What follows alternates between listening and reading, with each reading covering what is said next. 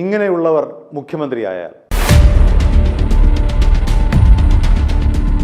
നിലപാടുകളുടെ രാജകുമാരൻ എന്ന് സ്വയം വിശേഷിപ്പിക്കുന്ന വി.ഡി. സതീശൻ മുഖ്യമന്ത്രി സ്ഥാനത്തേക്ക് വന്നാലുണ്ടാവുന്ന ദുരന്തങ്ങൾ എന്തെല്ലാമാണെന്ന് നമുക്ക് പരിശോധിക്കാം. എന്ത് നിലപാടാണ് വി.ഡി. സതീശന് ഉള്ളത്?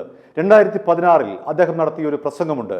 ഞാൻ ജനങ്ങൾക്ക് മുന്നിൽ മാത്രമേ മുട്ടുമടക്കുകയുള്ളൂ, ഒരു പുരോഹിതന്റെ മുന്നിലും മുട്ടുമടക്കില്ല എന്നായിരുന്നു 2016 ആ പ്രസംഗം. ആ പ്രസംഗത്തിലേക്ക് പോകാം. ഇവിടെ കോൺഗ്രസ് സ്ഥാനാർത്ഥി പി.ടി. തോമസ് വേണ്ട, ഇവിടെ ഫ്രാൻസിസ് ജോർജ് മതി. അപ്പൊ ഞാൻ AICC സെക്രട്ടറിയാണ്. അപ്പൊ ഞാൻ പറഞ്ഞു ബിഷപ്പ് അങ്ങനെ പറയല്ലേ, അത് നമ്മൾ കോൺഗ്രസ് KPC അല്ലേ തീരുമാനിക്കുന്നത്. തൊടുപുഴ പള്ളിയിലെ മൂലമറ്റം പള്ളിയിലെ വികാരി അച്ഛനെ KPC എക്സിക്യൂട്ടീവ് കൂടി തീരുമാനിക്കാൻ പറ്റുമോ? പറ്റൂലല്ലോ. അത് പിതാവ് തീരുമാനിക്കേണ്ടത്. പിതാവ് അതും തീരുമാനിക്കുക, ഞങ്ങൾ ഇതും തീരുമാനിക്കുക. ആവശ്യമില്ലാത്ത കാര്യത്തിലാണ് പറഞ്ഞത് പറയണ്ടേ. ഞാനല്ലാതെ ആരെങ്കിലും പറഞ്ഞോ? ഞാൻ പറയും. ഈ പ്രസംഗം കഴിഞ്ഞതിന് ശേഷം പിന്നീട് നമ്മൾ കാണുന്നത് വി.ഡി. സതീശൻ അരമനകൾ തോറും കയറിയിറങ്ങുന്നു, മൂകാംബികയിൽ പോകുന്നു, കൽനാട്ട് കർമ്മത്തിൽ പങ്കെടുക്കുന്നു, പാസ്റ്റർമാരുടെ അനുഗ്രഹം തേടുന്നു. അത്തരത്തിലുള്ള ഒരു സതീശനെയാണ് പിന്നീട് നമുക്ക് കാണാൻ കഴിയുന്നത്. എന്റെ കോൺഫിഡൻസിന്റെ ബേസ് മുഴുവൻ നിങ്ങളായിരുന്നു. സത്യം, ഞാൻ വെറുതെ പറയല്ല, ഞാൻ വെറുതെ പറയില്ല എന്നറിയാല്ല, ഞാൻ വെറുതെ സന്തോഷം കൊണ്ട് പറയാണ്. നിങ്ങളായിരുന്നു ഇതിന്റെ എല്ലാ തെളിയും. മന്ത്രിമാരെ ഇച്ചിരി കട്ടിയായി പോയി കേട്ടോ. നമ്മള് സാറ് ഒരു ഡസം മന്ത്രിമാര് തോക്കുമെന്ന് പറഞ്ഞപ്പോ കർത്താവ് അന്ന് പറഞ്ഞതല്ലേ ഏറ്റവും കൂടുതൽ മന്ത്രിമാര് തോക്കുന്ന ഇവിടെ ആയിരിക്കും. നമ്മൾ അന്ന് പറഞ്ഞിരുന്നു. അതെ, ആ ധൈര്യത്തിലല്ലേ ഞാൻ ഒരു ദിവസം പേര് തോക്കും. പറയുന്നത് 100 പറഞ്ഞത് ആ ധൈര്യത്തിലല്ലേ. അതെ, ഞാൻ ആദ്യം വിളിക്കല്ലേ. Thank you.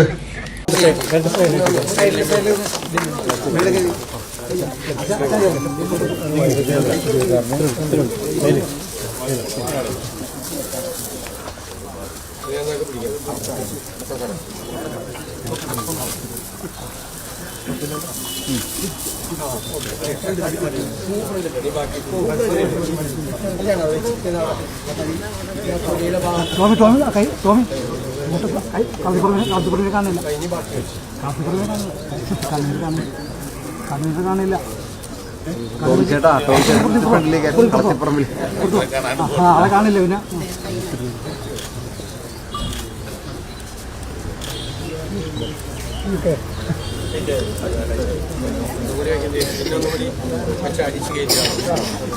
പിന്നെ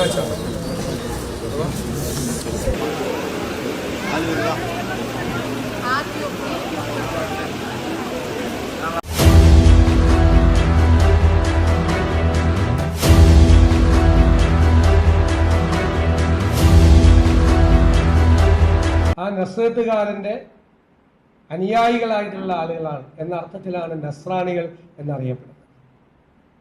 അതിൻ്റെ ചരിത്രം പീഡാനുഭവത്തിനും കുരിശുമരണത്തിനും ഉയർത്തെഴുന്നേൽപ്പിന് ശേഷം അരനൂറ്റാണ്ടുകൾക്കുള്ളിൽ തന്നെ ലോകത്തിൻ്റെ വിവിധ ഭാഗങ്ങളിലേക്ക് ക്രിസ്തുവിൻ്റെ ശിഷ്യന്മാർ ആ ക്രിസ്തുവിൻ്റെ സന്ദേശം പ്രചരിപ്പിക്കുന്നതിന് വേണ്ടി യാത്രയാവുക.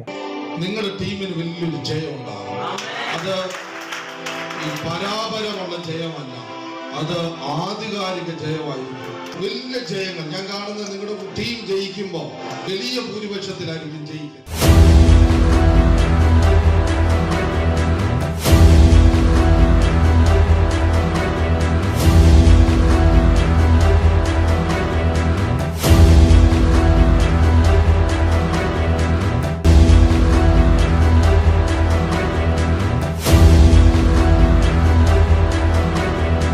പ്രതിപക്ഷ ബഹുമാനം തൊട്ട് തീണ്ടിയിട്ടില്ലാത്ത ആളാണ് വി.ഡി. സതീശൻ എന്ന് നമുക്ക് ഉറപ്പിച്ചു പറയാൻ കഴിയും. അതിന് ഉദാഹരണമാണ് പുതുപ്പള്ളി തെരഞ്ഞെടുപ്പുമായി ബന്ധപ്പെട്ട് അന്നത്തെ KPCC അധ്യക്ഷൻ K. സുധാകരൻ വിളിച്ച ഒരു വാർത്താ സമ്മേളനം.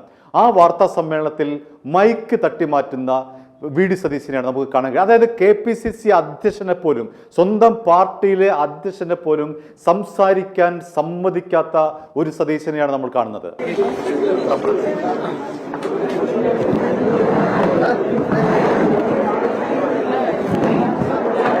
ഞാൻ തുടങ്ങും. അതെങ്ങനെയാണ് ഞാൻ പറയേണ്ടത്? തുടങ്ങണ്ട. KPCC പ്രസിഡന്റ് നിലക്ക് ഞാൻ തുടങ്ങി വെച്ചോളാം. നിങ്ങൾ പറഞ്ഞോളൂ. അത് ശരിയല്ല.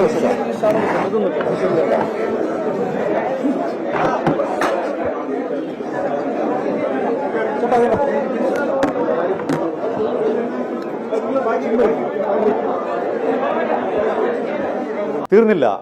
കെ സുധാകരനോട് ഇംഗ്ലീഷ് മാധ്യമപ്രവർത്തകർ ചോദിച്ച ഒരു ചോദ്യം അദ്ദേഹം വളരെ പെട്ടെന്ന് സ്തംഭിച്ചുപോയി. കാരണം ഇംഗ്ലീഷിലുള്ള ആ ചോദ്യം അദ്ദേഹം പ്രതീക്ഷിച്ചില്ല. അങ്ങനെ മരവിച്ച് നിന്ന കെ സുധാകരനെ രക്ഷിക്കേണ്ടതിന് പകരം വി ഡി സതീശൻ കാണിച്ച ഈ പണി കാണുക.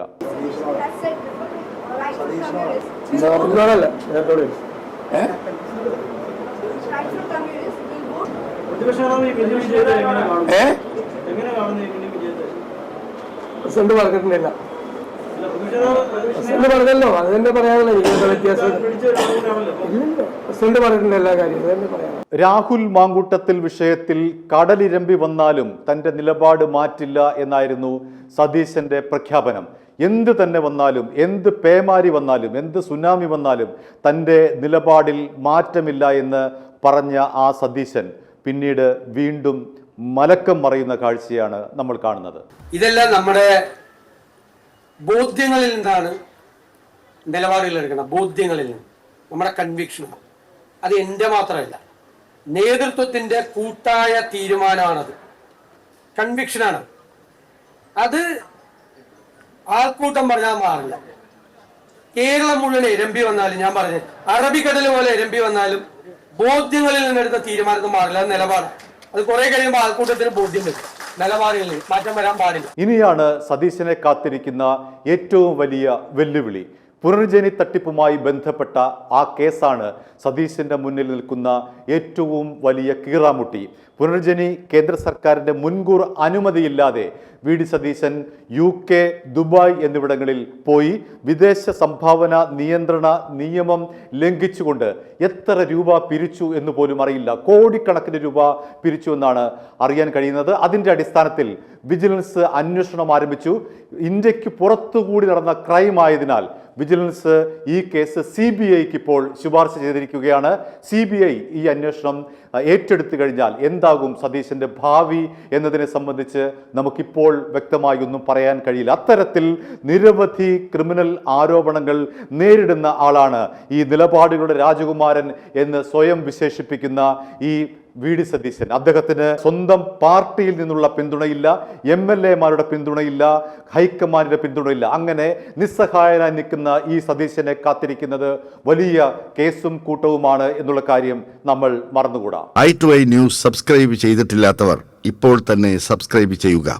നോട്ടിഫിക്കേഷൻ ലഭിക്കുവാൻ ബെൽ ബട്ടണും അമർത്തുക. i2i news, an eye for truth.